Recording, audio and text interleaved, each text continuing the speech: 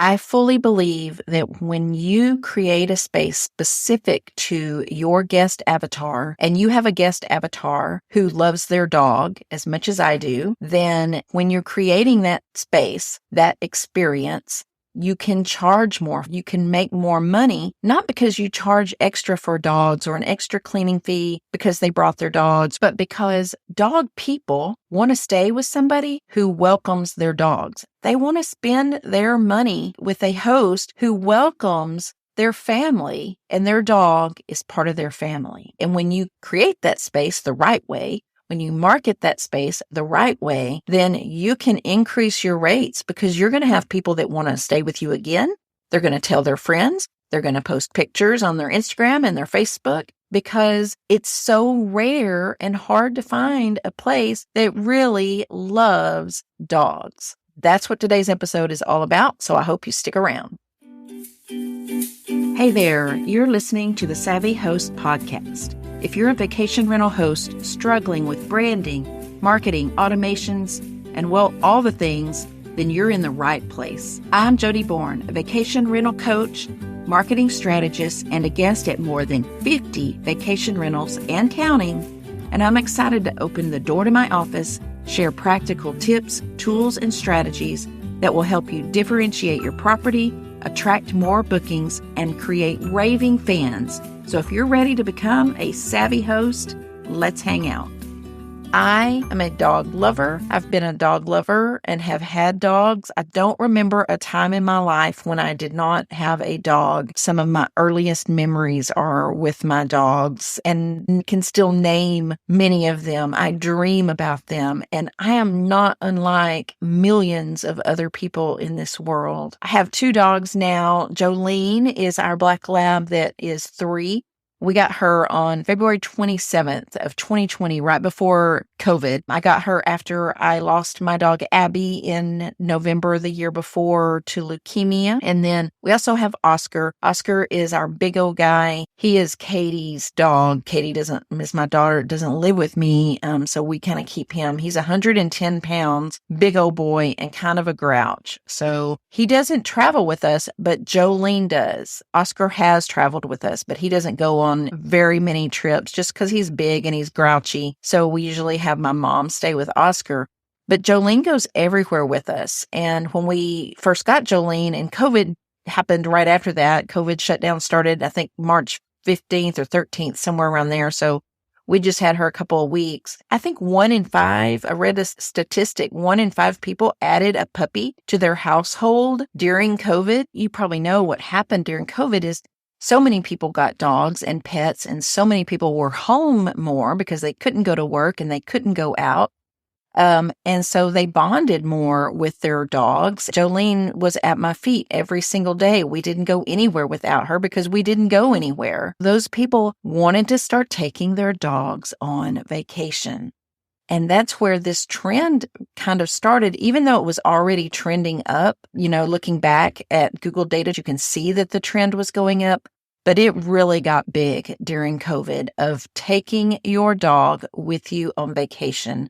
People are searching for those kind of vacations and those kind of experiences. The pet industry is a huge industry. People with pets, typically a lot of money on them. Think about people that are going on vacation without their pets. They're having to pay for pet daycare or pet boarding or somebody to come and feed and walk or even spend the night with their pets. These places are super expensive. So people with pets are spending money on accommodations for their pets. That means they have more money to spend with you.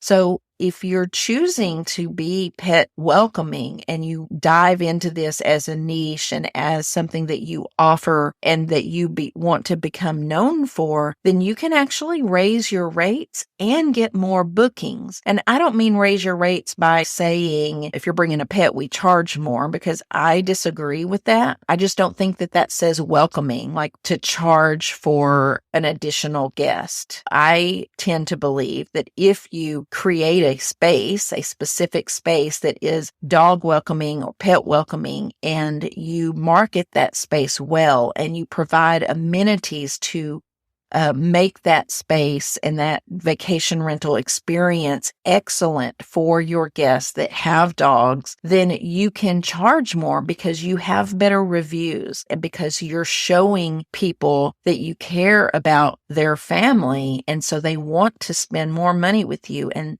it's just part of that cream rises philosophy that I have, which is the better you take care of your guests, even your dog guests, then the more these guests are going to talk about you and do your marketing for you, the more your reviews are going to speak to the fact that you are a badass host, and badass hosts get badass guests. That's my philosophy, and I'm sticking to it. If you're on the fence about creating a pet-friendly, pet-welcoming accommodation, then maybe this episode will help convince you. But if you are already dog welcoming, then this episode is going to share some ideas for amenities that you might want to offer, as well as how you can create this very dog welcoming, very pet welcoming vacation rental. One of the things I want to get across now, because I tend to forget, I say dog friendly because I love dogs. I do not know anything about cats. I've never had a cat. I don't mean to leave out all the cat people in the world. Cats are pets. Cats are family members. Definitely don't think that I'm trying to exclude you, because I'm not. Did you know that the pet-friendly filter on booking.com is the third most used filter after swimming pools? And I forgot what the second one was. Swimming pools was number one. Then there was something else, and then it is pet friendly. And on Airbnb, they've actually now added number of pets, where you can go number of guests, how many, number of children, how many, number of pets, how many. So all your search starts with that. If you look at Google Trends data, Google Trends shares the Google search trends over the past 5 years. You can see the trend upwards, and then a huge spike that began right around COVID because people had to travel with their dogs more. People were with their dogs every day, and they wanted their dogs to experience a better vacation, a better getaway with them. I have chosen vacation rentals that had a great picture of a dog enjoying the balcony of the rental, or, the deck or the pool in the backyard or whatever it was. People do that. Believe me, people plan vacations around their pets. I think what's missing on a lot of people when they talk about being pets okay is that they miss the fact that families who are on vacation, they can relax more, they appreciate more, they enjoy their stay more when their pets are treated like part of the family, and when they know that their pets are there with them. Not to say people don't want to go on a pet-free vacation, just like people want to go on a kid-free vacation. But when you're thinking of a family vacation and you have pets at home, then that family vacation often includes pets. So what can you provide as far as amenities to help create that pet welcoming experience? Of course, there's food dishes and water bowls that you want to carry. Have a water bowl outside and inside. You want to have really comfy pet beds, pet bedding, especially if you don't allow pets on your sofa. Then you definitely want to have some pet beds where they can hang out around the family in the living areas. I would say, if you say you don't want pets on your beds, then you're crazy, because if a pet sleeps on a bed, like I can't keep Jolene off of the bed at night. I can keep her off the sofa during the day, but at night I'm asleep. She's going to get in the bed with me. If you don't want pets on your bed, what you might think about doing is getting a pet blanket so that people can lay it down over the covers, so the dog can enjoy being in bed with mom and dad, and you don't have to worry about them dirtying up your beautiful white coverlet. Think about getting a waterproof, because when dogs go on vacation, just like people, sometimes their stomachs get upset. Sometimes they get out of their routine, or they may not know where to go to the bathroom. So they may end up having an accident in the house. In case that happens, you also want to provide like the enzyme cleaner. You want some dog towels. You want to have a vacuum if you can, a small little sweep vac, and a broom and a dustpan. I can't tell you how many times we've gone somewhere with Jolene and they didn't leave out their dustpan and broom. So we've often had to go to the dollar store and buy our own broom to clean up. So Make it easy for people to clean up after their pets. Believe me, most people want to clean up after their pets. Be sure you have a pooper scooper. If you have a fenced backyard, be sure you have a pooper scooper. And disposable bags, and then also let your guests know where do they dispose of the poop. Where do you want them to put it? So definitely make that part of your welcome and your rules and your cleaning policies where they can put the dog waste. Also, think about having chew toys and multiple different kind of toys around. A lot of people forget their toys. Some dogs don't play with toys at home, but they want them when they're out at a vacation rental or in a hotel because it relieves some anxiety. So think about having some chew toys. Another thing is you need to have a dog first aid kit. You can get one of those at PetSmart or Chewy. If you allow cats, then get the cat scratch post thing and maybe some cat toys. You want to be sure that you have a recommendations for emergency vet, doggy daycare.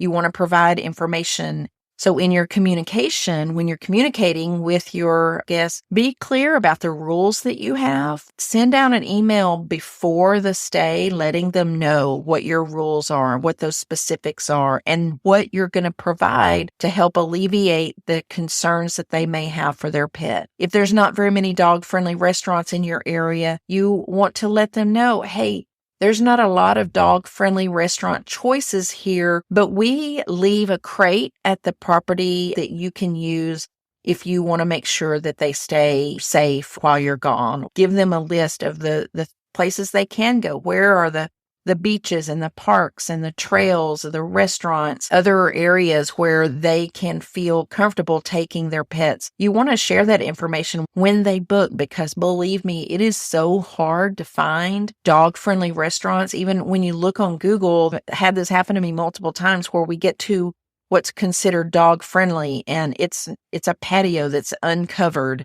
They don't have a dog bowl. They can't bring out anything to provide water for your dog. They look at you like you're crazy. So there's a difference between a dog-friendly restaurant and a dog's okay restaurant. So you want to help provide a list of places where people can go and feel welcomed with their dog. I had a client who sent out an email to her guests from her dog to their dog. That was like, here's where you can go play, and here's the doggy park, and here's where you can go poop, and be sure mom cleans up after you. Another amenity I want to mention now before I go into marketing your pet-friendly vacation rental is to think of allowing dogs to swim in your pool because it is almost impossible for a water-loving dog to stay out of the pool, and also because it's another amenity that dog lovers love is knowing their dog can enjoy the pool with them. I have specifically called hosts when I've booked a pet-friendly property where they didn't mention anything about the pool. I've called and I've canceled my stay because they didn't allow Jolene in the swimming pool. I asked a lady one time why that was, and she said it was because the dog hair got into the pool drain and she didn't want to deal with that. However, I've talked to some pool experts and pool cleaners who say that's really only true if you don't take care of your pool. If you provide a swimming pool and you allow dogs in the pool, be sure that you have the skimmer. Also think about adding a ladder so the dogs can get in and out if you don't have steps down.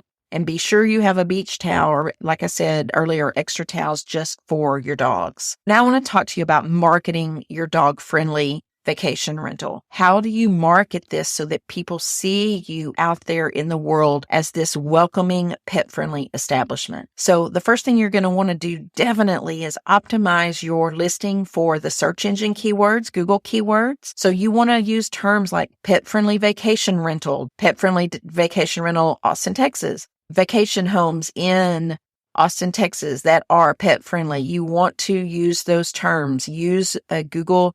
Do some keyword research. Be sure in your listing description, you don't want to just say pet friendly, but you want to talk about how welcoming you are. You want to talk about how you love dogs and you want people to bring their furry family members and you want them to experience a great vacation alongside their dog and have an entire paragraph dedicated to your pet friendly amenities. Talk about how you welcome them as guests, how you provide all these extras, how you travel with your dog and you want everybody to enjoy traveling with their dog. Think of what it would mean to somebody who does want to bring their dog and they've read so many listings that didn't mention dogs or just said dogs okay. And then they get to this listing that's like, we love dogs. We want you to bring your dog. Your dog's going to have a great time here. Here's all the stuff we have for your dog.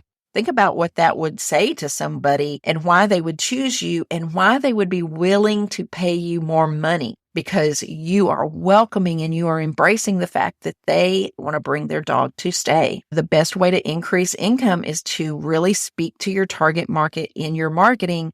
And by having that entire paragraph and having some photos, great photos of your dog amenities, have some photos of dogs enjoying your stay, enjoying the space, enjoying the balcony, the pool, laying on the couch, laying in the bed. Show what you are doing to provide this dog welcoming home for them. Another thing you can do is in your content marketing, think about blog posts, dog-friendly things to do. You want to create articles, dog-friendly restaurants with pictures and maybe even videos. Dog-friendly hiking trails, and then link these articles to each other. So when somebody's looking at your website, it links all together so they can get all of their information. This information is also the information you want to put in your touch stay guide or your guest guide and your printed guide in your property. Let people know about all of these different things and do your research. Don't just put together a list from Google. Actually do some really good research and maybe even go and experience these places with your dog so you can really give a very valuable opinion about the place that you're featuring or that you're talking about. And this is true with social media as well. You want to share as much engaging content featuring pets enjoying your property. Share photos of the dogs diving into the pool or into the lake. Feature dogs just having a great time lounging around in the backyard. Show the photos of them using the amenities that you've provided, the dog chews, the dog toys. Ask your guests if their dogs are enjoying the stay, if you can do anything for them, and then ask them to leave a review and share those reviews. If you're on Instagram or Facebook, you might want to create, like on Instagram, create a highlight, like share to your stories, and then create a highlight just about your dog-friendly reviews and your dog-friendly photos and your dog-friendly reels. Share those on Facebook, create a Facebook album all about your dog-friendly amenities. You want to promote those. You can take your own dog to your vacation rental, take your own dog out and about in the community, take videos and clips and create reels. Some of my most popular personal reels are the ones on Jolene's Instagram. It's Miss Pris Jolene is her Instagram handle. And I have some reels of her running wild on the beach and enjoying different activities. And so those reels can generate traffic to your Instagram and create some engagement and help that Instagram algorithm. On Facebook, there's a lot of dog-friendly travel-related groups. There's a large group of family-friendly, I think it's called I Love Family Vacations, something like that on Facebook. I'll put a link to that in the show notes, where people are always asking questions about where they can take their dogs. What beach can we take our dogs? Do you have recommendations for vacation rental or restaurants in certain areas? So being a part of those groups, answering those questions, sharing your listing in those groups is a great way to build a community around your pet-friendly vacation rental. I have a friend, Sarah Sokol. I don't know how to pronounce her last name, actually. She has Little White Dog Properties, which is in Maine. Her cabin was featured as the number one pet-friendly property in Maine. And she also has a group called Dogs Welcome that's just for dog-friendly vacation rentals. She has a website called Dogs Welcome where you can list your property. You have to follow her guidelines for what is considered a dog welcoming vacation rental property. So almost everything that I've mentioned above, she requires that you have to be listed on her website.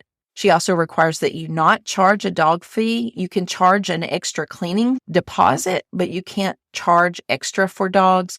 But again, like I've kind of harped on a couple of times, if you do it right, if you market it right, and you create this dog-friendly space, then people will already pay you more and they will share more which is definitely more valuable than just charging an extra $25 a night for a dog. I wanted to mention that Sarah has this Dogs Welcome certification program where I think it's $99 a year, and you get a badge on your website. You get extra marketing on her Facebook group, and you get this certification that you abide by the policies of a really super welcoming, dog-friendly establishment. Because what she wants to do is create this standardization within the industry of what a really dog-welcoming vacation rental looks like. Again, think about your guest avatar and how they would feel if they saw this on your website, that you had proven yourself to be a dog welcoming establishment because you had this certification and you had all of these things in place. So definitely check her out. I'll have that in my show notes. Okay, I am at the 21-minute mark, and I am trying to promise that none of my episodes will be too much over 20 minutes. So I'm going to give it up here. Your action items, if you're listening to this episode and you want to know what you should do right now, is A, decide if you're dog friendly or if you're dog welcoming. And if you're dog welcoming, check out Sarah's group, Dogs Welcome, on Facebook. Talk to her about her certification program. But also what you might want to do is think about how you can rewrite your listing description to include that, and make a list of your dog welcoming amenities. Make a list of those and see what you might want to add next so that you can have a really great dog welcoming space. And let me know, because I'll definitely promote it, and I might come and bring Jolene. Hope that you enjoyed this episode. Let me know.